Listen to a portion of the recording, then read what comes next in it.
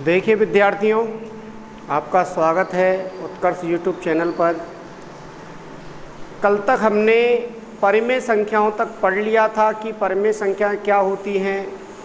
प्राकृतिक संख्याओं के बारे में मैंने आपको बता दिया था, पूर्ण संख्याओं के बारे में मैंने आपको बता दिया था, पूर्णांक संख्याओं के बारे में भी मैंने आपको बता दिया था, और परिमेय संख्याओं की परिभाषा भी मैंने आपको बता दी थी कि परिमेय संख्याएं क्या होती हैं। तो परिमेय संख्याओं की परिभाषा मैं एक और बार बता रहा हूँ आपको कि परिमेय संख्याएं जो होती हैं वो P/Q के रूप की होती है, यानी अंश बटे हर में हम उनको लिख सकते हैं। अंश बटे हर में हम उनको लिख सकते हैं। अब मैं आपको होमवर्क के कुछ क्वेश्चन दे रहा हूँ, वो आपको करने हैं। मैंने आपको जो थ्योरी करवाई थी उससे रिलेटेड कुछ होमवर्क के प्रश्न हैं, उनको आप लिखना और आपको होमवर्क कॉपी में करने हैं। तो मैं लिख रहा हूँ यहाँ पर, क्या प्रत्येक प्राकृत संख्या पूर्ण संख्या होती है?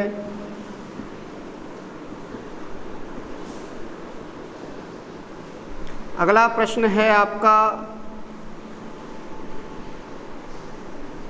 यहाँ पर पूर्ण की जगह आ जाएगा पूर्णांक संख्या होती है।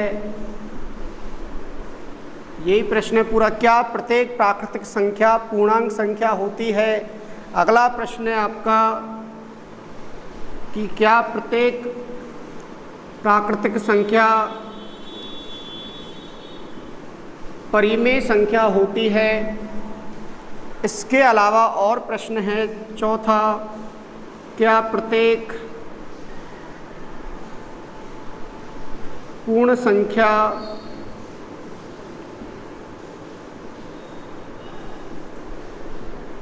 प्राकृत संख्या होती है?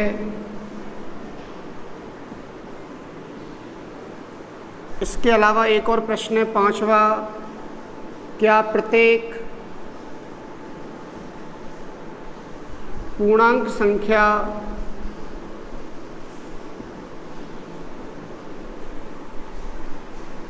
प्राकृतिक संख्या होती है?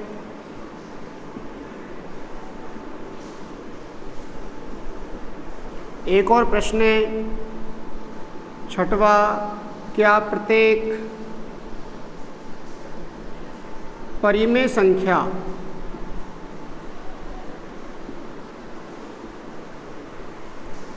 प्राकृतिक संख्या होती है? क्या प्रत्येक पूर्ण संख्या प्राकृतिक संख्या होती है? क्या प्रत्येक पूर्णांक संख्या एक प्राकृतिक संख्या होती है? क्या प्रत्येक परिमेय संख्या एक प्राकृतिक संख्या होती है? इनके आपको होमवर्क करना है। इसके अलावा और प्रश्न है, उनको भी लिख देता हूँ मैं। क्वेश्चन नंबर 7, क्या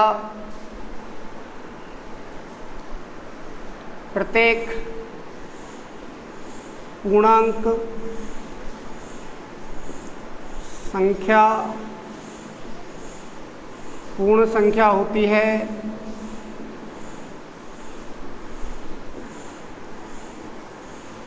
एक और प्रश्न है हमारा, क्या प्रत्येक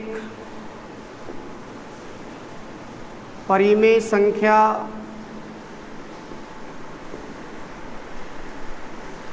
पूर्ण संख्या होती है?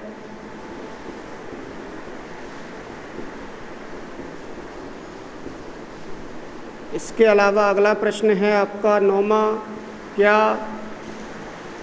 प्रत्येक परिमेय संख्या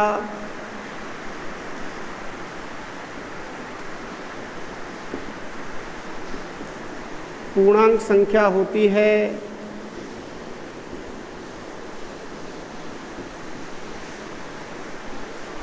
तो आपके ये 9 प्रश्न हैं। मैंने आपको कल बता दिया था कि प्रत्येक परिमेय संख्या को अंश बटे हर के रूप में लिख सकते हैं हम।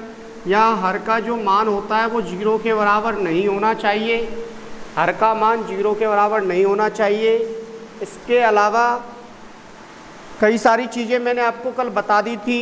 तो 1, 2, 3, 4, 5, 6, 7, 8, 9 प्रश्न आपको अपनी होमवर्क की कॉपी में करने हैं। अब हम आगे बढ़ते हैं। आज तो कुछ गुणधर्म होते हैं हमारे, आपने पिछली कक्षाओं में भी पढ़ लिए होंगे। पूर्ण संख्या, प्राकृतिक संख्या और पूर्णांकों के लिए संप्रत गुणधर्म क्या होता है, क्रम विनिमय का नियम क्या होता है, साहचर्य का नियम क्या होता है, योज्य तत्समक का नियम क्या होता है, गुणन तत्समक का नियम क्या होता है, योज्य प्रतिलोम क्या होता है, गुणन प्रतिलोम क्या होता है और योग व व्यवकलन की गुण पर वितरितता क्या होती है। तो हम आगे बढ़ते हैं। आज इन प्रश्नों को नोट डाउन कर लें आप।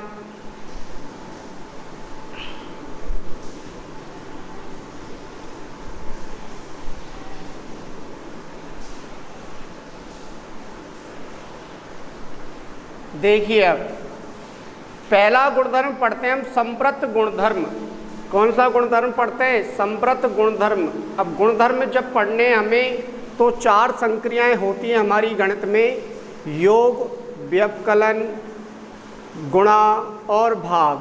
हमें इन चारों के लिए ही देखना है कि क्या संप्रत गुणधर्म का पालन करती हैं या नहीं करती हैं परिमेय संख्याएं। तो यहाँ देखेंगे हम संप्रत गुणधर्म।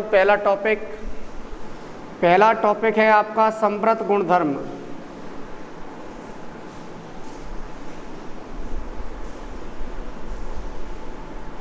अब संव्रत गुणधर्म होता क्या है? तो यहाँ से पता चल रहा है समव्रत यानी व्रत जैसा, समव्रत यानी व्रत जैसा। अब व्रत में क्या होता है कि जैसे आप यहाँ से चलना शुरू करते हैं और यहाँ चलते चलते चलते इस वाले पथ पर आ गए तो दोबारा वहीं पहुँच गए। व्रत पर क्या होता है, यदि आप व्रत पर चलना स्टार्ट करते हैं तो आप वहीं पर पहुँच जाते हैं। एक बार यहाँ से चलना प्रारंभ किया और आपने चक्कर लगाते लगाते लगाते लगाते आप वहीं पर पहुँच गए। तो सेम ये ही हमें यहाँ पर करना है गणित में। और वो क्या काम करना है हमें 2 संख्याएं लेनी हैं, उनका योग करना है, व्यवकलन करना है, गुणन करना है और भाग करना है। और देखना है कि क्या उन दोनों संख्याओं को जोड़ने पर यानी 2 परिमेय संख्या ले ली और उनको यदि जोड़ा जाए तो क्या परिमेय संख्या आती है या नहीं आती है। ऐसे ही यदि 2 संख्याओं को बाकी किया जाए तो परिमेय संख्या आती है या नहीं आती है। इसी प्रकार गुणा किया जाए तो परिमेय संख्या आती है या नहीं आती है। इसी प्रकार भाग दिया जाए तो परिमेय संख्या आती है या नहीं आती है। यदि हमारी परिमेय संख्या आए, 2 परिमेय संख्याओं को जोड़ने पर परिमेय संख्या ही आती है तो संप्रत गुणधर्म का पालन होगा, अन्यथा संप्रत गुणधर्म का पालन नहीं होगा। तो मैं यहाँ लिख देता हूँ संप्रत गुणधर्म होगा क्या, यदि 2 परिमेय संख्याओं को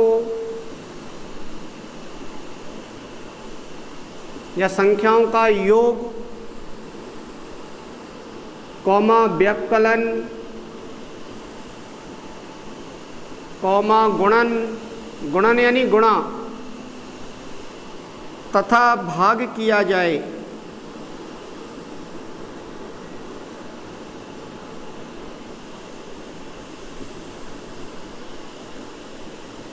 जाने पर, भाग किए जाने पर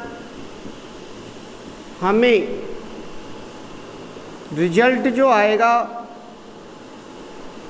या परिणाम जो आएगा, गुणा करने पर या जोड़ने पर या घटाने पर या भाग देने पर कुछ परिणाम आएगा नहीं आएगा, या रिजल्ट जो आएगा हर करने जाने पर जो रिजल्ट आएगा, फर्स्ट पॉइंट, यदि वह परिमेय है, वह परिमेय संख्या है तो संव्रत गुणधर्म का पालन होगा।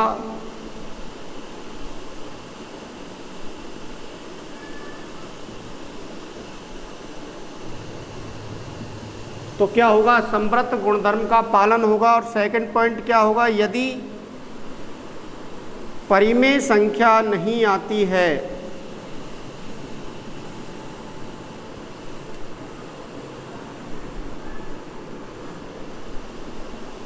नहीं है तो संप्रत गुणधर्म का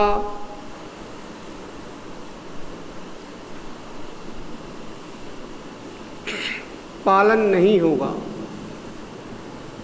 दोबारा समझ लो, यदि हम दो परिमेय संख्या लेंगे, उनको जोड़ेंगे, घटाएंगे, गुणा करेंगे, भाग देंगे और रिजल्ट आएगा, तो यदि वह परिमेय ही है तो संप्रत गुणधर्म का पालन होगा, अन्यथा संप्रत गुणधर्म का पालन नहीं होगा।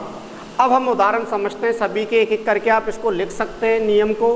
अब पहला उदाहरण पढ़ते हैं हम योग के लिए। किसके लिए? योग के लिए। देखिए अब, तो यदि हमें योग के लिए उदाहरण देखना है तो उदाहरण देखेंगे हम। एक उदाहरण लेते हैं, योग का उदाहरण लेते हैं। दो संख्या ले रहे हैं, परिमेय संख्या ले रहे हैं, 1/2 प्लस 3/5।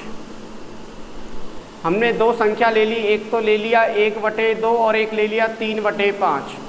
अब ये दोनों क्या हैं? आपकी भिन्न हैं, दोनों ही क्या हैं? भिन्न हैं, या क्या कह सकते हैं आप? परिमेय संख्या हैं। तो आप इनका क्या लेंगे? पहले लैस है, तो 2 व 5 का लैस लेंगे आप।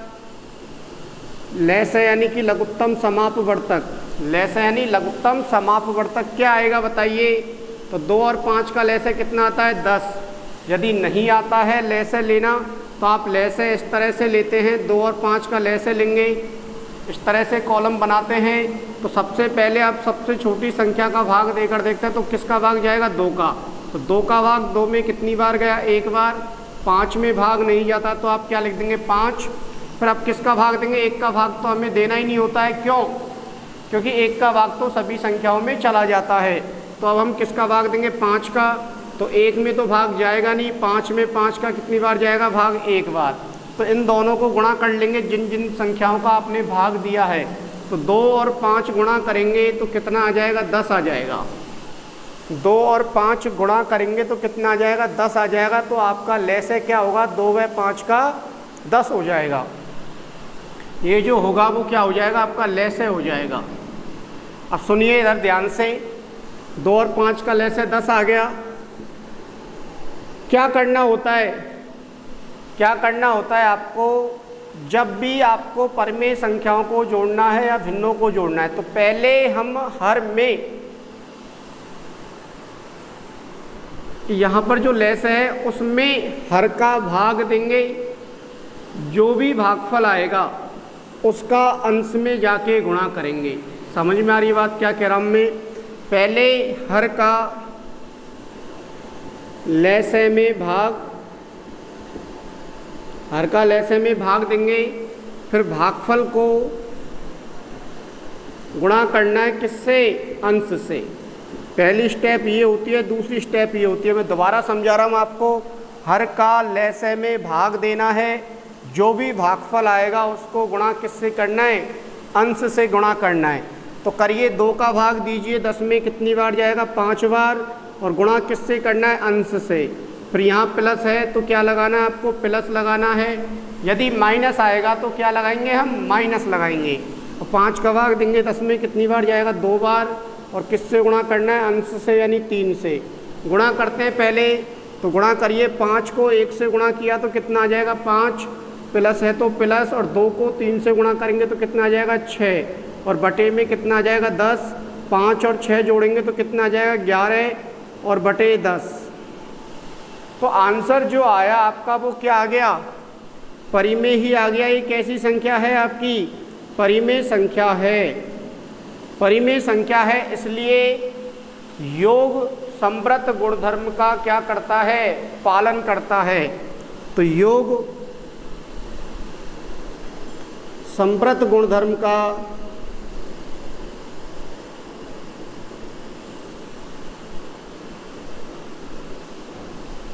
पालन करता है। मैंने कहा आपसे, यदि परिमेय संख्याओं को जोड़ रहे हो और परिमेय ही आ जाए तो संप्रत गुणधर्म का पालन होगा। यदि परिमेय संख्या नहीं आती है तो संप्रत गुणधर्म का पालन नहीं होगा। आप इसको लिखिए। इसके बाद हम व्यवकलन के लिए देखते हैं। किसके लिए देखते हैं? व्यवकलन के लिए। अब मैं यहाँ क्या कर रहा हूँ? व्यवकलन कर रहा हूँ। और व्यवकलन में मैंने इस प्लस को क्या कर दिया? माइनस कर दिया है, तो पूरा प्रोसीजर वही रहेगा, केवल यहाँ क्या आ जाएगा, माइनस आ जाएगा, यहाँ भी क्या आ जाएगा, माइनस आ जाएगा। और 5 में से यदि 6 घटाते तो क्या आता है, माइनस का 1। समझ लो दोबारा क्या किया मैंने, यहाँ पर 2 और 5 का लैसे लिया, 10 आया, 2 का भाग दिया, 10 में 5 बार गया, अंश से गुणा कर दिया। यहाँ माइनस है तो क्या लिख देंगे, माइनस, फिर 5 का भाग देंगे, 10 में 2 बार जाएगा, अंश से गुणा कर दिया। 5 गुणा 1 किया 5, माइनस है तो माइनस, 2 गुणा 3 किया तो 6, और बटे में कितना आ जाएगा, 10 आ जाएगा। 5 में से 6 घटाइए आप तो कितना आएगा, -1/10। -1/10 कैसी संख्या है, एक परिमेय संख्या है, इसलिए व्यवकलन जो होगा वो संवृत गुणधर्म का क्या करेगा, पालन करता है। परिमेय संख्याएं व्यवकलन के लिए संवृत गुणधर्म का पालन करती हैं। आई या नहीं आई बात समझ में। अब हम करते हैं गुणा के लिए, क्या करते हैं, गुणा के लिए। अब गुणन का समझिए क्या सिस्टम रहेगा, इसको लिखते चलें आप ऐसे ही। गुणन का सिस्टम क्या रहेगा वो समझना है आपको। एक उदाहरण लेते हैं अगला, मैंने लिख लिया 2/5 गुणा 3/7।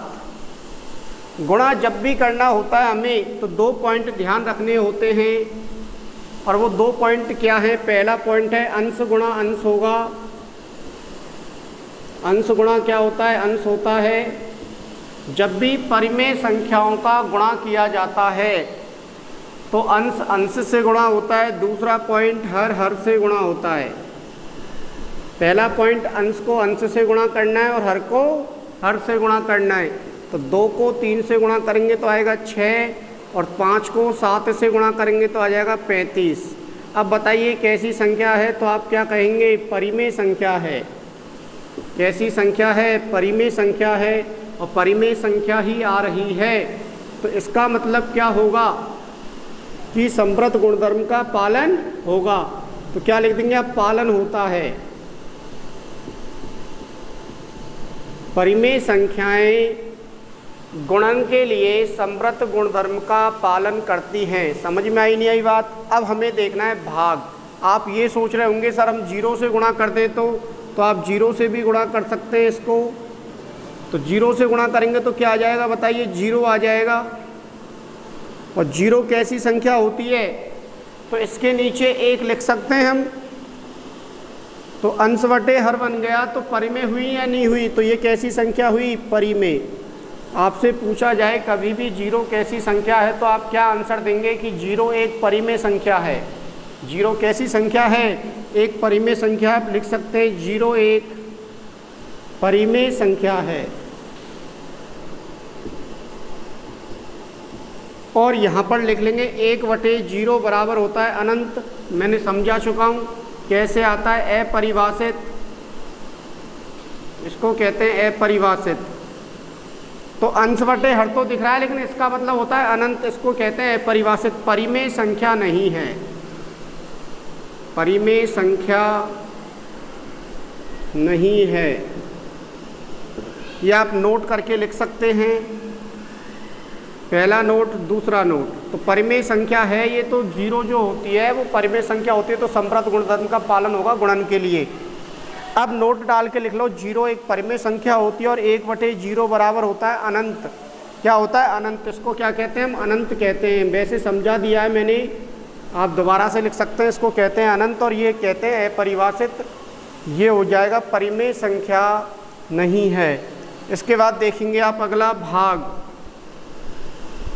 क्या देखेंगे, भाग। तो देखिए भागफल, भाग में क्या होगा, भाग के लिए आपको देखना है। अब तो भाग के लिए क्या देखेंगे आप, भाग में क्या होगा, आपको 2 संख्या लेनी है और उनका क्या देना है, भाग देना है। तो मैं एक उदाहरण लेता हूँ। मैं कह रहा हूँ आपसे 1/2 में भाग देना है 2/5 का। आपको करना क्या है, भाग के चिन्ह को बदलना है गुणा में। भाग के चिन्ह को किसमें बदलना है, हमें गुणा में बदलना है। तो गुणा में बदलेंगे, जब भी भाग देना है तो भाग के चिन्ह को गुणा में बदलिए पहले। तो भाग के चिन्ह को गुणा में बदल दिया और बाद वाली संख्या को उल्टा कर दो। उल्टा कर दो यानी अंश को हर बना दो और हर को अंश बना दो, यानी 5 अंश में आ जाएगा और 2 कहाँ आ जाएगा, हर में। अब क्या हो गया, ये आपका गुणा हो गया और गुणा करना हमने सीख लिया था। तो 1 को 5 से गुणा करेंगे तो कितना आएगा 5, और 2 को 2 से गुणा करेंगे तो कितना आ जाएगा 4। तो बताइए कैसी संख्या है, परिमेय संख्या है। एक और उदाहरण समझना भी आप, यदि हमें भाग देना है 1/2 में 0 का, किसका भाग देना है, 0 का, तो 0 के नीचे कितना लिख सकता हूँ बताइए, मैं 0 के नीचे लिख सकता हूँ मैं 1। 0 के लिए कितना लिख दिया मैंने, 1 लिख दिया। अब 1 लिख दिया तो अब इसके गुणा को क्या बदलेंगे, अब भाग में, भाग को किस में बदल देंगे, गुणा में। मैं बार बार कह रहा हूँ आपसे क्या करना है आपको, जो भाग का चिन्ह है, ये भाग का चिन्ह है, इसको बदल दो गुणा में, बदल गया। और जो बाद वाली संख्या है, भाग के बाद वाली, पहले वाली नहीं, बाद वाली संख्या जो है, उसके अंश को बना दो हर, और हर को क्या बना दो, अंश बना दो।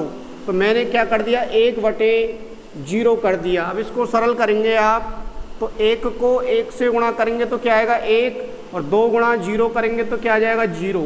और 1/0 अभी बताया था मैंने, क्या होती है आपकी, अनंत होता है। इसको क्या बोलते हैं आप, अपरिभाषित बोलते हैं। क्या बोलते हैं, अपरिभाषित बोलते हैं, नहीं बोलते। तो क्या ये परिमेय संख्या हुई हमारी, तो आप क्या कहेंगे कि नहीं, तो ये परिमेय संख्या नहीं है। तो आप क्या लिख देंगे, परिमेय संख्या नहीं है, परिमेय संख्या नहीं है।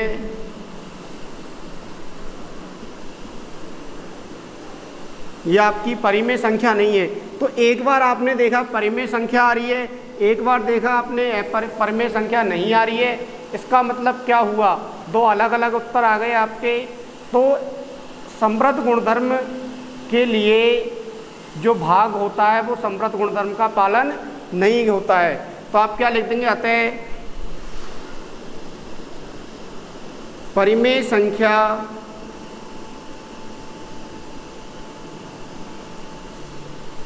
भाग के लिए समृद्ध गुणधर्म का पालन नहीं करती। यानी परिमेय संख्या जो होती है वो भाग के लिए समृद्ध गुणधर्म का पालन नहीं करती हैं। आई नहीं आई बात समझ में, दोबारा सुनना कि सर आप सोच रहे होंगे बैठे बैठे वहाँ पर कि सर ने इसमें तो 2 एग्जाम्पल ले लिए और जोड़ में, गुणा में और माइनस में अलग से उदाहरण लिए, तो आप अपने मन से कोई भी उदाहरण लेकर देखना और उसको सरल करके देखना।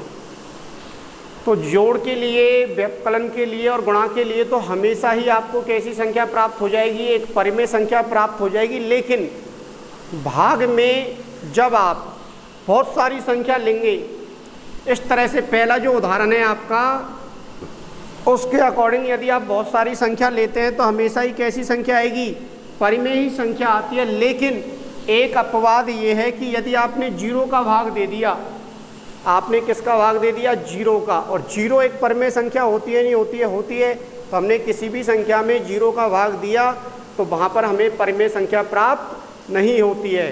तो इसलिए परिमेय संख्याएं भाग के लिए समृद्ध गुणधर्म का पालन नहीं करती हैं। अब हम बढ़ते हैं आगे, हमारा ये वाला नियम कंप्लीट हो चुका है। अब पढ़ेंगे हम क्रम विनिमय का नियम। तो देखिए सेकंड गुणधर्म क्या पढ़ना है, क्रम विनिमयता का नियम।